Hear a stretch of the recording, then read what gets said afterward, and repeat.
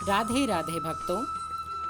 आज मैं आप सभी के लिए एकादशी विशेष महात्म्य एवं योगिनी एकादशी व्रत कथा का वर्णन करने जा रहा हूँ। यह कथा प्रभु श्री कृष्ण की एकादशी के दिन पर पढ़ी जाने एवं सुनी जाने वाली कथा में से एक है।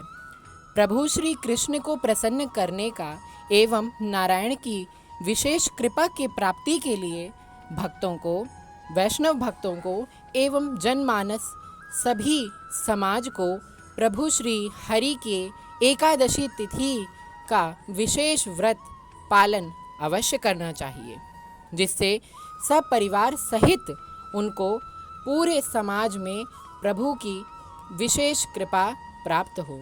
सभी के उद्धार के लिए ही प्रभु श्री हरि ने अपने अंतःकरण से एकादशी का प्रादुर्भाव किया। इसीलिए एकादशी स्वयं पतित पावनी परब्रह्म स्वरूपिणी नारायणी ही हैं।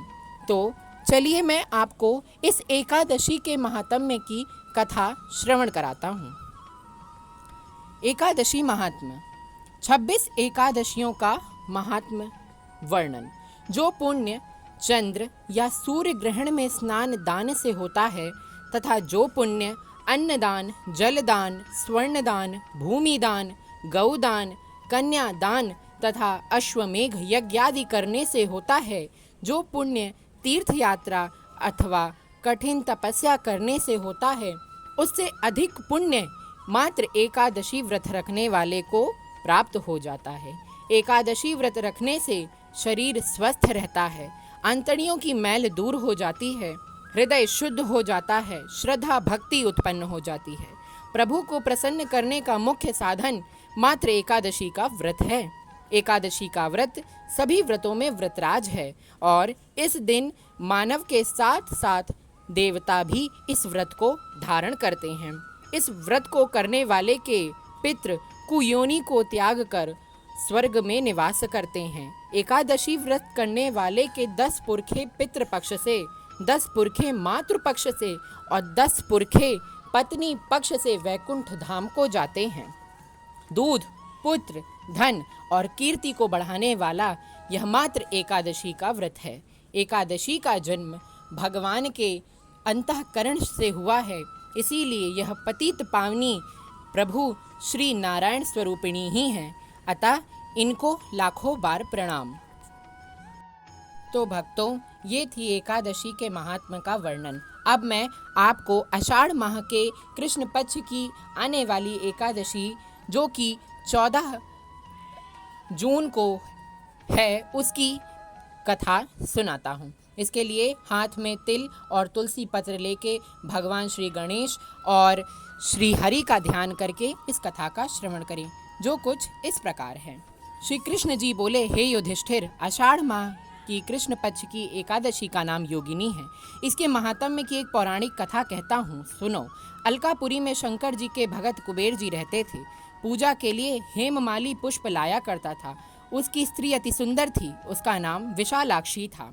हेममाली एक दिन मानसरोवर से पुष्प तोड़कर घर आया। पत्नी की छवि देखकर कामातुर हो गया। पूजा के फूल भूल गए। कुबेर भंडारी रास्ता देखते रह गए और माली के घर कोक शास्त्र की क्रीड़ाएं होने लगी। यक्षपति कुबेर ने गुप्त यक्षों को भेजा।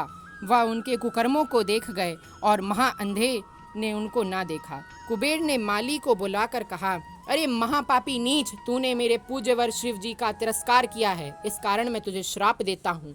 तू स्त्री के वियोग से दुख भोगेगा, मृत्यु लोक में जाकर कोढ़ी होगा। कुबेर के श्राप से वह माली पृथ्वी पर गिराया गया। स्त्री का वियोग हो गया, कोढ़ी बनकर कष्ट पाने लगा।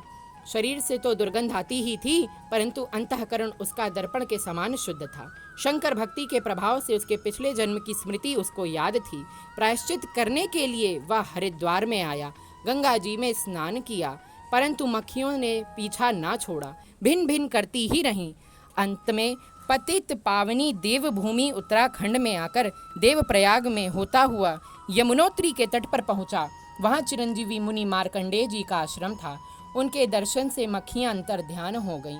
हेममाली उनके चरणों में गिर पड़ा, अपने अपराध की कथा सुनाकर उनसे मुक्ति का उपाय पूछा।